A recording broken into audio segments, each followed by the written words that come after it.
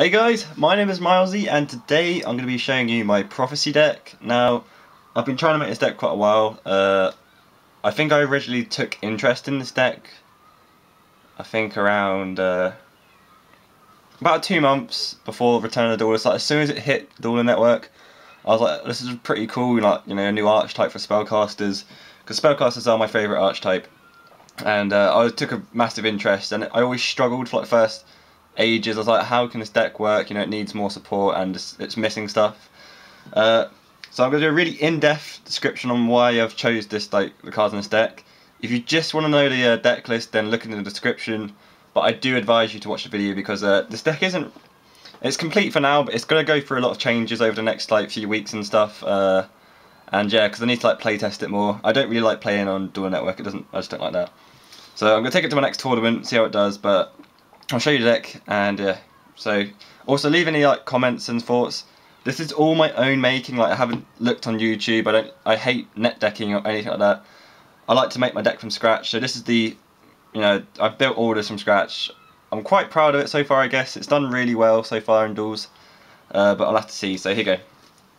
So straight away, obviously, we use 3 High Priestess. Now let me make sure that's good. So we use 3 High Priestess. The best card of the deck. One of the good things this deck can do is, well, maybe not so much anymore, but it used to be able to get a High Priestess out every single turn. You know, if it got destroyed during my opponent's turn, there was a very high chance that my next turn I'd get it straight back. And you know, you just banish one and destroy the card. She's really good. I love her, and yeah, High Priestess is High Priestess. She's amazing. Because of that, I use 3 Temperance. A lot of people use 2. I'm using 3 for consistency. I use Pot of Avarice, so you know, I can just return High Priestess back into my deck. I find 3 to be fine. I mean, it's a good card anyway, so 3. I mean, eventually I do want to put like a 4th kind of powerful spellcaster in here, but for now it's just a High Priestess. They're her own targets, and yeah. Now, I used to hate this card when I very first started taking an interest in spellbooks. I used to hate him, but he's actually he's probably one of the best cards in the deck. He's amazing, so I use 3 of them now. He's amazing for Gachi. A lot of the time I'll set him, or I'll set Apprentice Magician, they destroy it, get him out, flip him, get Spellbook of Secrets out, play Spellbook of Secrets, get another one out, play him, search a Spellbook, then make Gachi. It's probably one of that's like my most common opening play, and I really love this card. He's really good. Then I use 1, what the hell is his name, Stoic of Prophecy or something like that. This card's good. In future I may use 2, I'm not sure. I want to kind of add more prophecy stuff. I don't use Justice of Prophecy. I find that I have to be in a really good position to use her, because I'll have like, you know, I need to have like another good monster on the field, which I can do, I guess, but it's like, I don't know, to be in that position you don't really need to use her, and I don't want to like use her and be left with an open field. So then I use 3 Breaker and a Magical Warrior.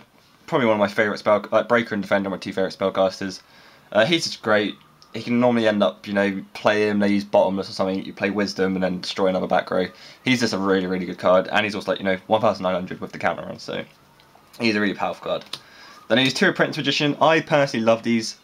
I used to use them way back in the day in my old spellcaster deck. I really think they're a good card, because this deck, it lacks defense. So like, it's kind of like, okay, I've done my turn, I can do a lot of damage to you on my turn, but on your turn, you know, you're pretty much free to do what you want against me. There's not much I can do to stop you. So the Apprentice Magicians provide that nice defense, and also, as I say, with the opening play, if I set that, they destroy it, get out, Spellbook Magician of Prophecy, then, like, you know, go for Gachi pretty much. Now, these are cards I probably will take out. These are cards I've just put in because I think, you know, let's see how they do in. So, One Knight and Sorcerer, I've just put him in because he's the only tuner deck. I thought, well, if I put tuner in, it opens up synchro plays. So I like Tempest Magician. Tempest Magician's also one of my favourite synchro spellcaster. So it can be pretty good as well, because I can special summon it quite often, like with Spellbook Tower, and, you know, banish 2. So it's pretty good. This card I've used the whole time, like ever since I've made Prophecies I used it. I really like it. I don't see anyone using it. It's like, this deck uses more spell cards than any deck in the world. Well, not any deck, but like, you know, it spams out spells. So this card just racks up the spell counters, and, you know, the amount of times I've special summoned High Priestess because I've had like 8 spell counters on her. And it's good for making Gachis, you know, special summon 1, and then play another level 2. It's good for bringing out a Temperance, and just, going for it. It does so much for you, so it's really good. I really like Magic Exemplar. So there's the monsters. I'm fairly certain that's 17 monsters altogether. So here's the spells. This is the spellbook part of it. So obviously we've got 3 Spellbook Magician. No, Spellbook of Secrets. Spellbook of Secrets is just the searcher. It searches any spellbook, well, any card with spellbook in its name. So either any spellbook card or where is he? Spellbook Magician of Prophecy. That card, wherever he's gone, there he is. So that's really good. So you just pretty much keep putting these back into the deck with this card. The Grand Tower, the Grand Spellbook Tower. I just got these today, so I love these cards. This is an amazing card. This is just so good. I mean, you just return a spellbook, draw 1. It's just pluses so much. You just can't say how good this card. This is like one of the best cards. This is the card that kind of like completed the deck for me. This and one other card. When I saw these 2 cards, I was like, yeah, okay, this deck can actually be really good. So I love Spellbook Grand Tower. When it's destroyed, also you get to special summon a spellcaster from your deck, and its level can be like, so if I have 4 spellbooks, I can special summon a level 4 or lower spellcaster. So it's really good, amazing. Return 1 spellbook during your standby phase to draw 1 card. It's just great. Then I use 2 Spellbook of Wisdoms. Now this is a really important spellbook, just because it protects like the High Priestess and stuff. It's a very critical card in this deck. I'm probably always going to put in like 1 extra in the side deck just in case. This is actually one of the most important spellbooks, I think. It's really good, and it combos with Torrential Tribute quite a lot. Then I use 1 Spellbook of Power. So the rest of the spellbooks I only use 1 of because I think like I like this deck because it's very controlled based. What I want to do, I can do. You know, if I want to get a Spellbook of Power, I use Spellbook of Secrets to get it. You know, most likely if I want a spellbook, I can grab it that turn.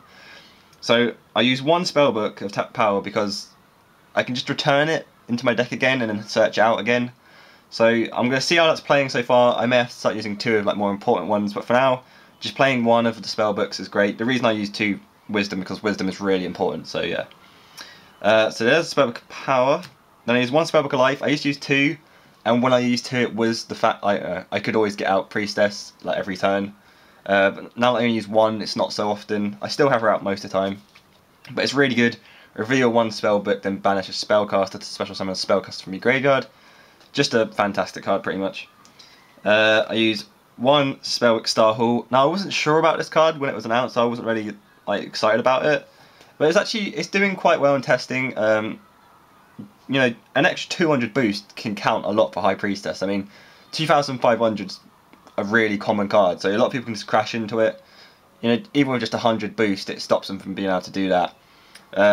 So every time a spellbook's activated, it gets a spell counter, and for each spell counter it has, your spellcaster's monsters gain 100 attack points. And when it's destroyed, you get to search a spellcaster from your deck, whose level is equal to the amount of spell counters on it. Sorry, I'm not explaining it too much. There's a lot to take in. So say if I have 3 spell counters, I can search a level 3 or lower spellcaster pretty much. So that's a great card. And this is the card that completed it for me. Spellbook Eternity. Other than Wisdom, this is the most important spellbook in the deck. Because obviously High Priestess banishes a lot of spellbooks, so I always kind of thought, well, I'm just losing so much because eventually the engine's going to run out. With this card, it never does, because all you have to do, you know, you say you banish any spellbook, you can use this to grab that spellbook back, and then just never banish this card though. You never want to use High Priestess and banish this unless you're going to lose. So once you've used this, you know, you just use Grand Tower to get it back to your deck, and then, you know, secrets, get it back up from your deck. It keeps it all live, it keeps it going, and it's really good. So this is a really important spellbook. I really do love this. Okay, then for like staple spells, Monster Reborn, Dark Hole, Heavy Storm, 1 MST because I've got the 3 breakers and High Priestess, so you know it's not really needed. Pot of Avarice, proving to be very good.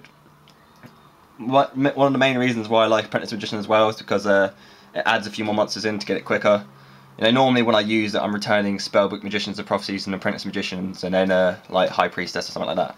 So this is a really good card. Pot of Avarice is great for this deck. So there's the spells. I'm not too sure how many spells there are. I'm gonna say about 18 spells probably. I'm not too sure though. So here's the traps. Not much room for traps, but these traps are very good in the deck. So I use 2 Torrential Tribute, mainly because I can use Spellbook of Wisdom. Like, I'll have High Priestess on the field, they'll spam out a bunch of monsters, Torrential Tribute, Spellbook of Wisdom on High Priestess, and say traps. It's just crazy.